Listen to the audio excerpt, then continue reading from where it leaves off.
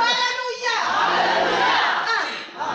kandi twarakita tutosura tuva keretse dusenge Imana ariko tugira Imana amen icyatumye yagutoranyije mu magana menshi witamo impamagazi ya muntu hariho benshi batabayemo nibari injuzi n'abandi tunanze ariko mu buryo yadutoranyijemo nimuyibere tuba haleluya amen nimubura baraje uratubwira ngo emusenge imbitije hari ikindi kintu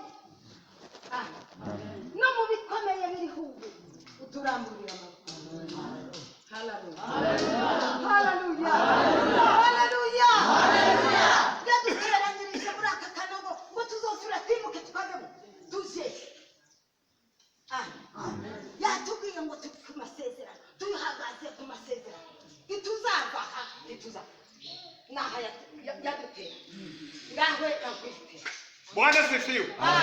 Karaje maze ntangeza haleluya zishimwe kubwo ijambo ry'Imana twumvise.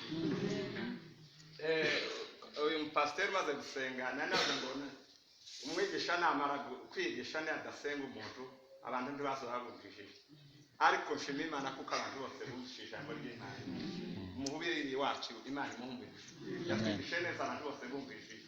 Kuri izo naje mukoreye mu ngata ntangaza haleluya zishimwe ku ijambo ry'Imana twaje muri kuri no munsi rikaba rihumurisha imitima yacu ndatangaza haleluya zirindwi niwo mwuzure w'Imana karindwi ikikeze ko zararizo arose wagereze ingenzi rwa karindwi ikikeze ranizo nandi ndatangaza haleluya zirindwi niwo mwuzure w'Imana Bwana sifiwe amen Bwana sifa amen